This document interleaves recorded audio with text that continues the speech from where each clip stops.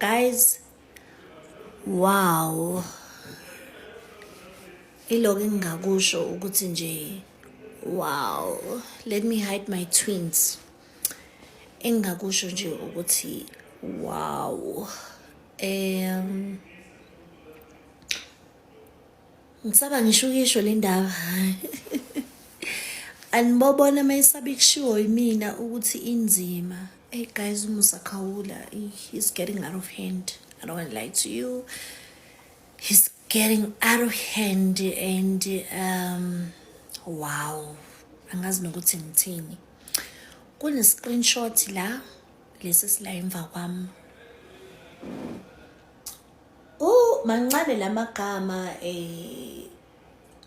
mancane nje. Angazi noma nizokwazi nokwafunda, but ningayithola indaba ikhona nje ku social media and this is not cool. Angifuni uqamba manga, this is not cool. Kushuthi kune conversation la between Dr Maweni angazi nobani, yabo. But le conversation ikhisho ubani? Ikhisho Musa Khawula. Wow. Guys, ngisaba ngisho lento. I-convo le, it was on WhatsApp, ne? uMaweni uxoxela umngani ukuthi uSK uHIV positive. Wow. Useyabuza lo munye ukuthi uzwe ngobani, useyazi ukuthi uzwe ngobrother wakhe.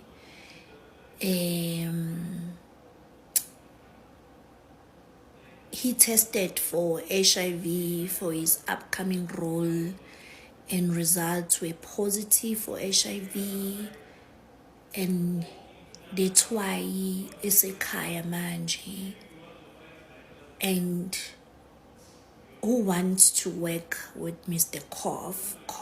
It's Kof as in Zulu, KOF West Zulu, who is HIV. How aphendule lo munye athi awe ma, so that's why ubhuti was hooking up with that guy for pills. Let me come over. Should sebe khuluma face to face. Wow guys. Yeah, ne? Well, uMusa ke ufake le convo, ne? Then uMaweni mayse yaphendula athi, I know that we are friends, but this is so low, and he is still the father of my child. This is not your place to disclose his status.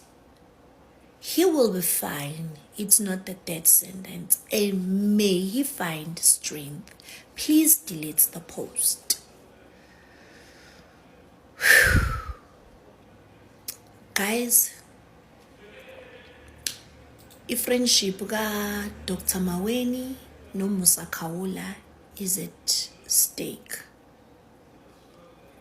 Apparently kunomuntu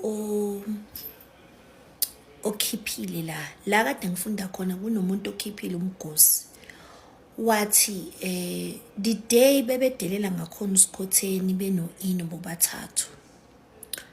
Musa kept on disappearing with their phones, both Maweni and Ino, right? Kanti uGuy ubentshontshani ubentshentsha i-info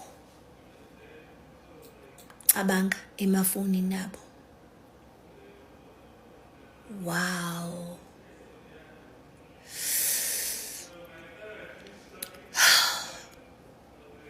This is going to be the shortest friendship in history. If uMaweni ezoqhubeka bomngani nalo Musa lo okwazi untshontsha i-info efonini yakhe and then axoxele thina, wow, kuyobe desperate for a friendship. And guys, le ndaba iyangisinda, niyabona ukuthi angisimina, iyangisinda. Angikhathali noma ngabe uMusa uthola malini ngecontent yakhe, noma ngabe ufuna ama-followers amangakanani. Yayibole uphumile esandleni, angifuni ungasho uphumile emsandleni. You can't disclose i-status somuntu just like that. You can't, because awumazi ngaleso sikhathi ukuthi yena uzizwa kanjani ngaso. Mhlawumbe usazama ukuthi accept yena ukuthi uyagula okwenzakalani. Beside i-HIV phela ningakhohlwa ukuthi ayithengwe esitolo. Awuye Gateway or Sentin or Eastgate ufike uthi ngicela i-HIV nansi ngiyayithanda, ingehlakalela nombani. Upartner wakho angayiphatha kahle, but the day efuna ukuganga awumazi ukuthi ulala nobani, yabo. So as long usalala awuyena umuntu ongahleka abantu abane-HIV, awuyena umuntu ongakhuluma ngabantu abane-HIV, awuyena umuntu ongenza i-joke abantu abane-HIV. Yabona lento engiyibona la, this is not cool. Bengisaba ngisho ukukhuluma ngayo. This is not cool.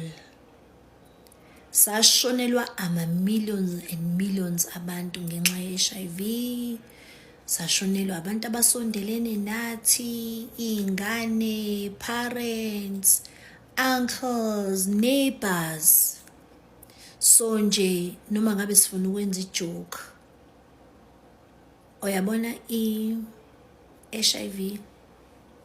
off the limit. Not i-HIV guys. Akuyona into oyithengayo. Namhlanje negative, awumazi umuntu wakho uthi ukuphi manje, awumazi umuntu wakhe emsebenzini ukuthi untshontshana nobani. Mhlawumbe untshontshana nayo u-SK loyo, uzothini? Usafe wena? Uyamazi umuntu wakho untshontshana nobani? Awazi. So awazi ukuthi ungenza i-joke ngento kanjena.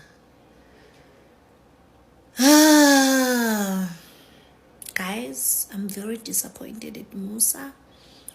Ubesa right esahleka ama-fake, amamkhize, Sean Stylist, Bonang Light, Lil Wayne Light, njengoba eyibiza ngo-Wendy Williams Light. I don't think Wendy Williams can go that far. Guys, this is too much. Angifuna ungasho. This is too much. This is too much. It's not funny anymore. It's not funny. It's not funny ngempela. Phoxekile nje. Engathi uSK angathi mayibona lento aziphe isibindi, abe nesibindi, angayifaki enhlizweni sengaze konakala i-career yakhe aloke icabanga. So yeah,